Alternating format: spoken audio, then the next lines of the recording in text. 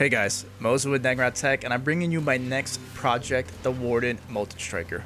Molten Strike is one of the best mechanical skills in the game. It's like an ageless skill. It's been around for ages, bringing tremendous single target damage, although not the best map player, I'll be honest with you. This type of skill really fits my personal playstyle of investing in a good amount of defenses while having innately high damage from the mechanics of the skill. My version of a solo self-found Warden provides 100% chance to avoid elemental ailments, 90% reduced effective curses, max block, max suppression, and extremely high evasion with a little bit of armor. If you're not aware of how Molten Strike works, it's a melee strike skill that hits the target and procs multiple flaming projectiles that also hit the target. That's where a lot of our damage comes in. We're going to focus on the projectile. So you might be wondering, why should I play this over Frostblades or Lightning Strike, Vaal Lightning Strike? Well, we all have our different preferences, and you know, I'm kind of a hipster, so I'm like, hey, let me play Molten Strike. That I really wanted to make a Warden in this league, another melee focused class, so I'm like, let me go Molten Strike. With that said, I think my tree and the way I build Warden is a decent amount different than a lot of other people. Couple of little minute differences that I think distinct it from other people, and I think a lot of people are getting tunnel vision when looking at some of the Anoints especially. So I'll get into that later, and we'll talk about the build now. Hey guys, so I'm going to get into the build real quick. The passive tree, I'm going to try to be brief with it, but a lot of things we're going to focus on projectiles. Molten Strike is a melee skill. It procs with projectiles. We focus on the projectiles. So things like lethality, the less projectile speed to help us hit all our projectiles, very important. I do go all the way down here, right? Why do I do that? Because we get max block chance. With increased effect of block on your shield, it's very easy to get max block. 42% here, a little bit of investment over here. Very easy to get max block. We also get 100% uptime on endurance charges. The increased charge generation with the chest implicit, it allows you to get 100% uptime on 4 endurance charger, which is awesome. Now, we get the block over here, but more importantly, we get shield mastery. If you invest into gear, not even investing into the passive tree, again, we don't have to go all the way over there. We don't have to use the points over there. We can actually get 100% immunity to ailments. In addition to that, with the minor pantheon and 2 jewel sockets, we get 90% reduced effect of curses. It should be 100% if I can craft a better jewel, but you know, I'm solo self-found, so I'm getting there. So that's why we go over here. A lot of goodies over here for damage. We don't get a lot of damage going over here, but I like to be tanky. When I see those Frostblade builds that have like 3 points up to K life, it just makes me want to vomit.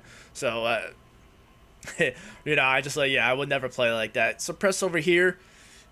We are using swords. I'm going to talk about swords versus claw after I talk about the tree real quick, but another thing to note is that Primeo Force, you can go over here to get it for less points, but I don't. I'd rather get the increased effect of non-damaging ailments because that helps the shock and it helps the scorch, which are very, very important.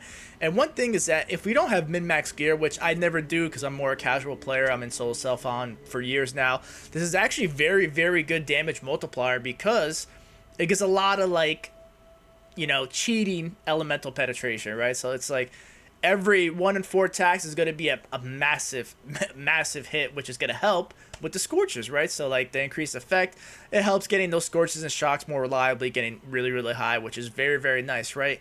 Sword master, because we're going swords over here. Tincture effect. One thing to notice about tinctures, we get both these nodes, but I don't go any tincture mastery because of the Anoint that I use, right? Some mana res over here. We don't go charisma and we don't go leader of the pack because I just use 250%. No reason to really use a hero unless you like the aesthetics, and I do like the aesthetics, but you know, it is what it is. More suppressed over here. Phasing. I like phasing just because mapping, it just helps a lot. Like going through where melee, I shield charge around. If you whirling blaze, that's nice too. Attack mastery. We pretty much have to go because Molten Strike, with the gloves, now we're hitting 3 total targets, proccing 18 balls, well, 27 balls with packs, so like, and they return projectiles, so that's awesome too, and that's pretty much the tree. So we are using a cluster jewel setup. I don't like this cluster jewel really at all. The only thing that it gives me that I like is the increased effect of damaging ailments and martial prowess. I don't like to feed the fury because I don't think it's reliable at all. Like for our setup, we really don't leech all the time because we get so much life gain on hit and mana gain on hit, right? So it's not like we're always leeching because we have these nodes, and because we're attacking 93 times a second, 93 hits a second we're just always topping ourselves off. We're not always leeching. So unfortunately, that's kind of a dead notable, but hey, it is what it is, right? Preferably, you would be able to get blood scent, which I did craft. I think I spent 500 alterations getting blood scent over here.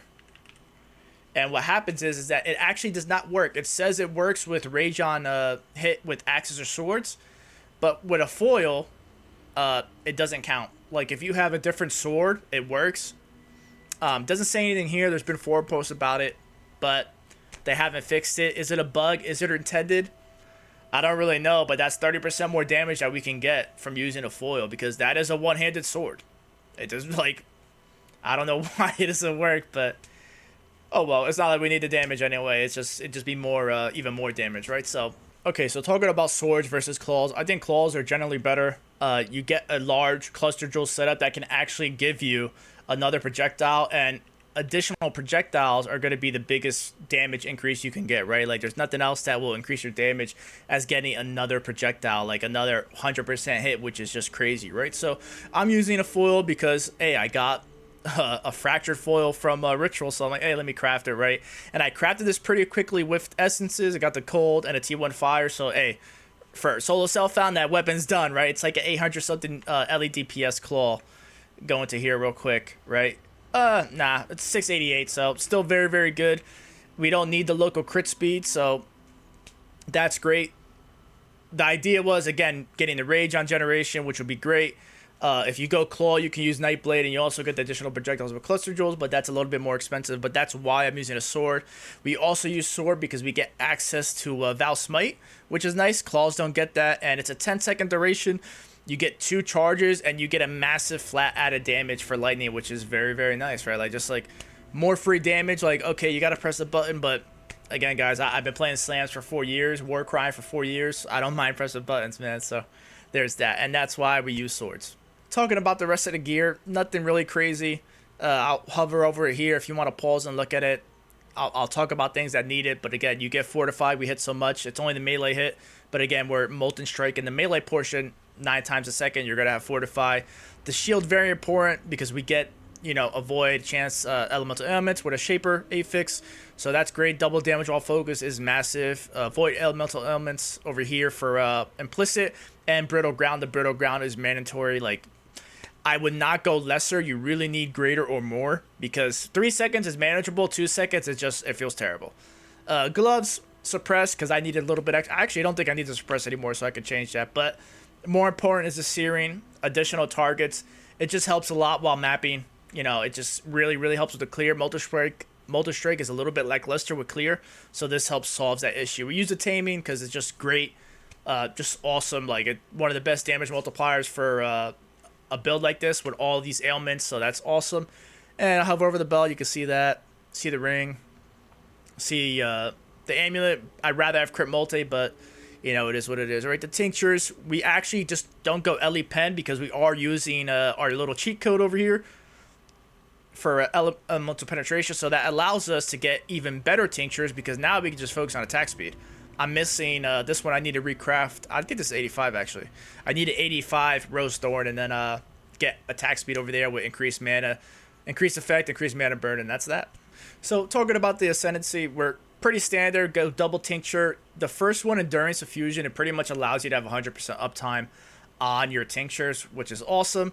And then we want to use the second tincture, so that's great too. Oath to Summer, you cannot go Oath to Summer and just go for Avatar of the Wild from the shock effect. Oath to Spring. Oath to Spring is absolutely mandatory. One thing to note is that, I'll show you the boss footage, but you do get not 100%, but like 98, 99% of the shock effect right here.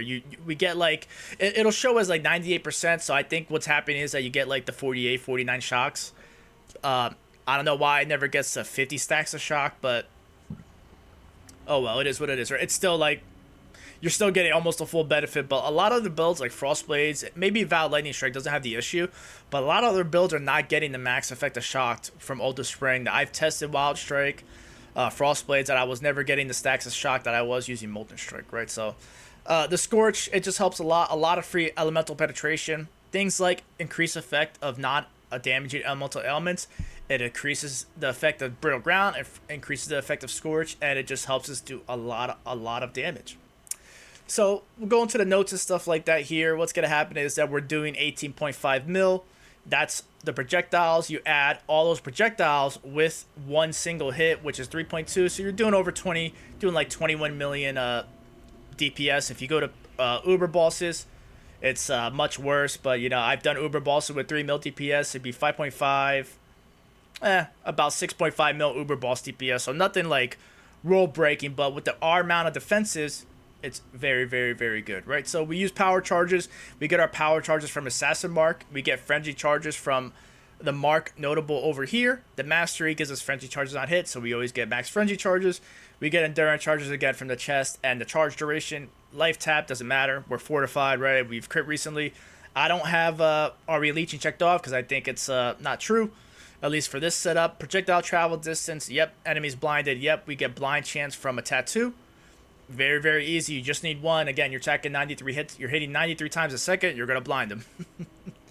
Go over here. Brittle ground. Yeah, effect the shock. I don't do the 50 because I've never seen 50 before. So, hey, it really should be 49 because I see 49. But we'll be conservative. I'll show you the boss footage. Sometimes I'll get 40%. Sometimes I got 45. So, like, as you increase the effective scorch, you massively increase the damage, right? So, like, I like to be conservative because there are some bosses, like if you get like a crazy possessed like 6 mod essence, you might only see a stack of 12 and then like a stack of 6.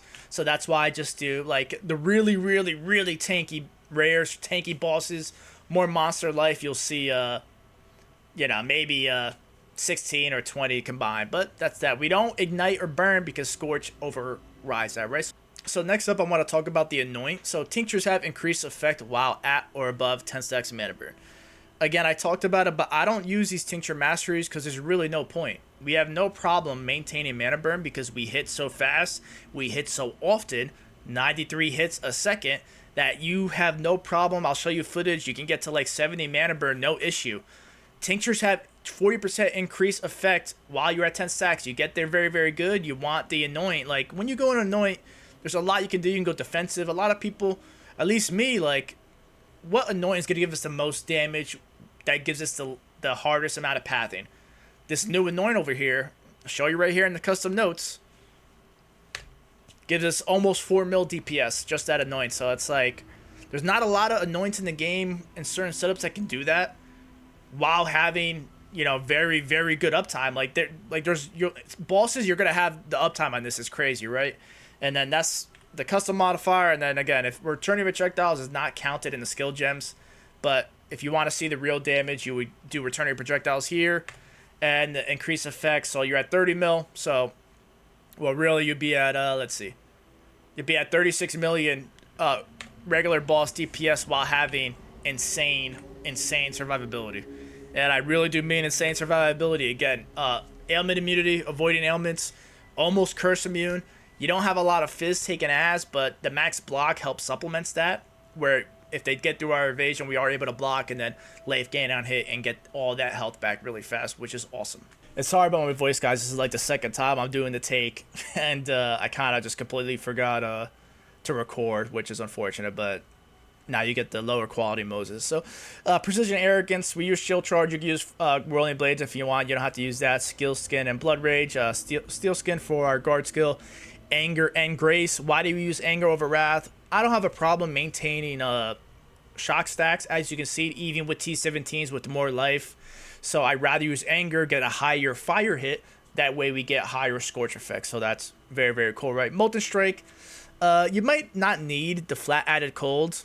I